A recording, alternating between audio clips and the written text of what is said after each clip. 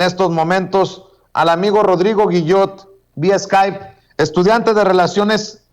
Internacionales y colaborador de Sin Línea MX, para hablar de temas difíciles, complicados, pero urgentes en el debate público, como el fascismo español. Te saludo con mucho gusto, Rodrigo. Un abrazo. Hola, Vicente, ¿cómo estás? Aquí andamos, listos para escuchar tu análisis, tu opinión. Pues primero que nada, también comentar que los estaba escuchando aquí tras bambalinas y estoy totalmente de acuerdo en que se debe investigar la actitud de los funcionarios de los consulados, que tú sabes muy bien, es uno de los problemas todavía, la atención que se le da a los mexicanos en los consulados, la poca representación que tiene la comunidad migrante en los consulados, porque no se defienden sus derechos políticos y es muy difícil hacer los trámites ahí, y creo que es una de las deudas que tiene la Secretaría de Relaciones Exteriores para con la comunidad de mexicanos y mexicanas en el exterior. Eso es lo que nos han comentado a Morena muchas veces, y qué bueno que se toquen estos temas en los medios alternativos. Pero hoy quería hablar bueno, tú sabes que en días pasados se conmemoraron los 500 años de la resistencia de Tenochtitlán contra la invasión española, y bueno, pues hubo un tuit muy viral, tanto en España como en México, que lanzó un partido de ultraderecha que se llama Vox, V-O-X, en donde decía que nos habían venido a civilizar y que estaban muy orgullosos de esta historia,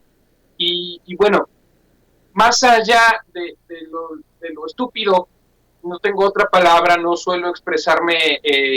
con palabras altisonantes en los programas, pero es que no encuentro otra palabra para describir el grado de análisis, lo reaccionario de este partido. Más allá de eso, fue muy interesante ver cómo la gente en México, incluso quienes no concuerdan necesariamente con el movimiento, con el presidente, con algunos de los planteamientos históricos, políticos que gobiernan hoy México,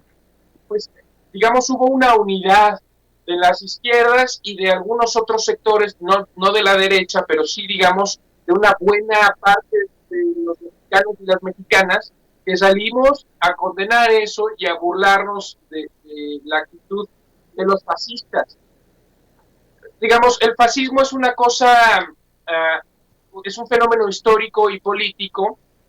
que va a ser muy famoso por su surgimiento en España, en Italia y en Alemania durante la Segunda Guerra Mundial, pero muchos teóricos explican el fascismo no solamente, digamos, como eso que está ahí en un momento de la historia, sino que van intentando explicarse cómo es que surgen los fascismos.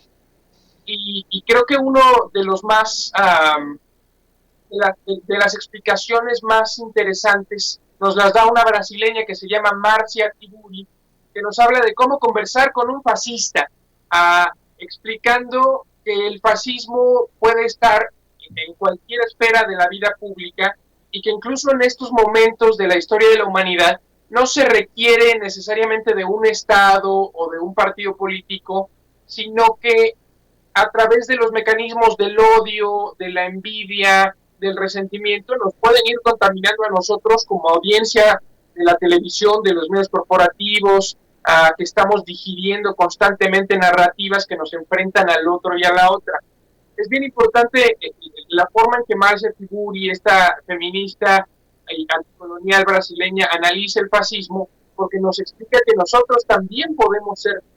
víctimas de esta subjetividad, de esta identidad fascista, si no digerimos y canalizamos bien nuestras frustraciones, nuestros deseos, nuestras envidias, y si no estamos en constante trabajo personal.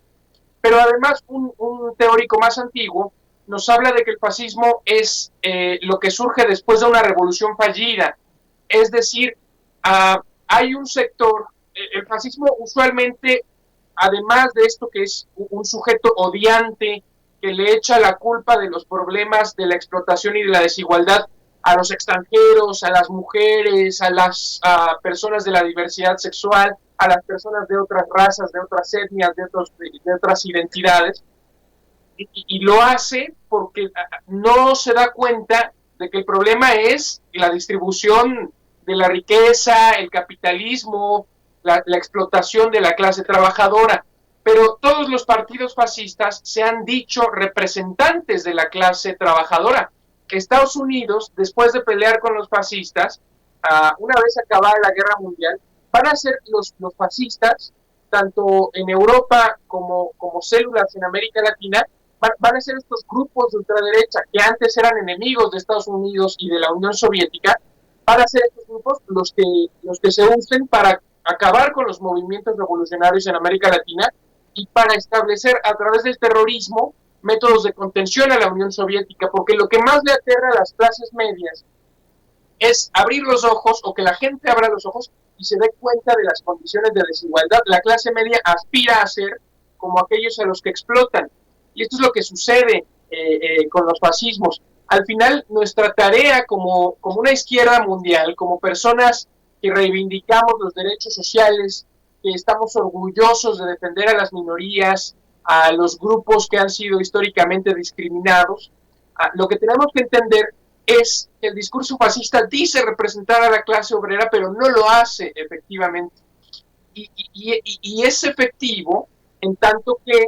pues la clase obrera sienta una frustración que nosotros no hemos podido representar. En el caso de México, la clase trabajadora,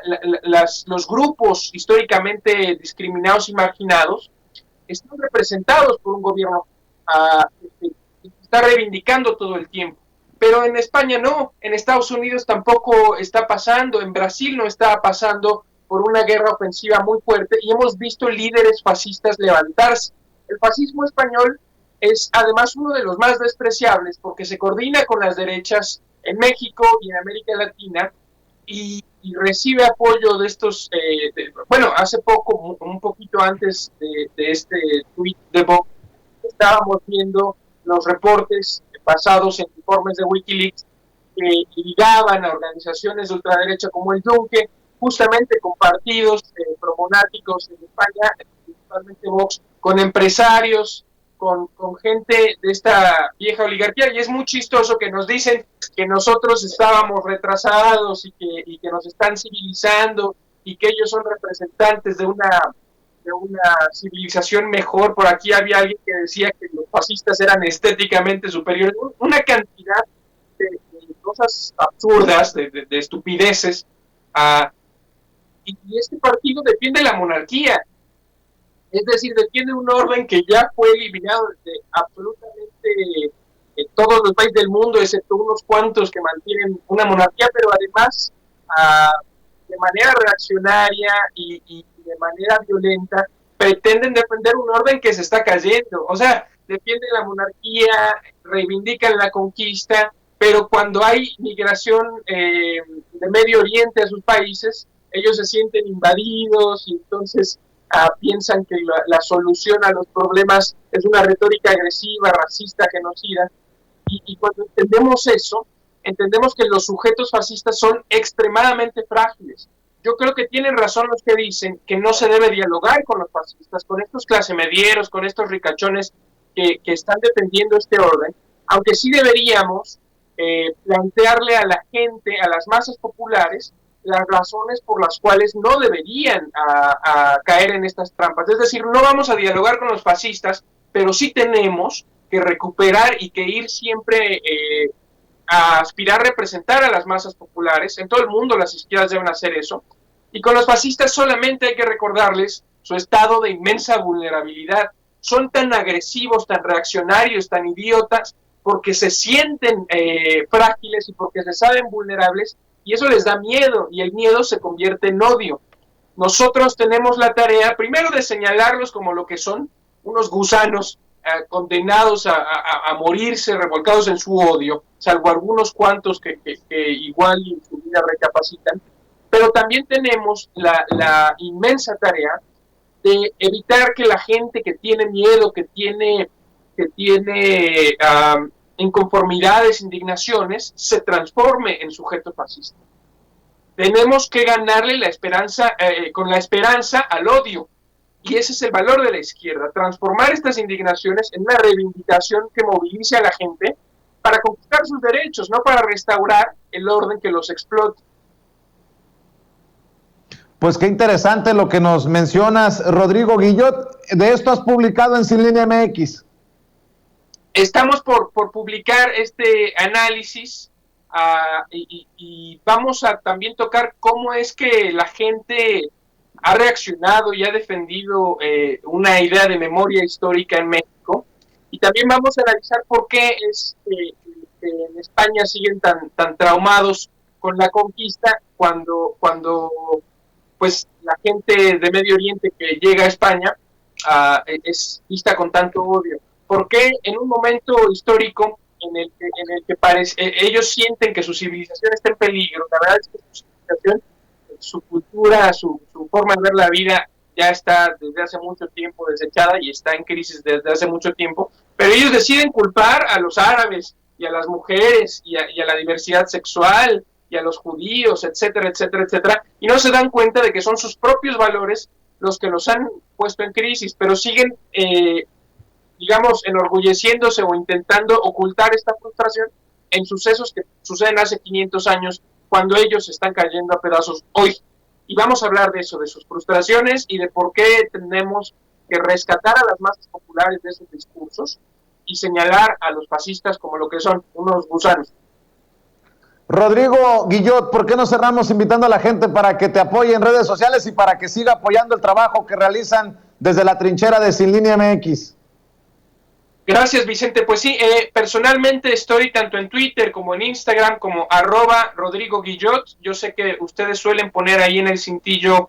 las redes sociales de un servidor y pues pueden encontrarnos también a todo el equipo de Sin Línea en nuestra página web sinlineamx.com o en redes sociales como Sin Línea MX. Estamos en Facebook, en Instagram, en TikTok, en Twitter y pues estamos dando el debate, la lucha de las ideas, periodismo independiente. Y siempre agradecerte mucho el espacio, que es un espacio muy importante para el debate público en México y en Estados Unidos, y que ha sido pues un espacio importante para quienes hacemos periodismo independiente desde nuestras trincheras, Vicente. Muchas gracias a ti y a todo tu equipo y a la audiencia por este espacio.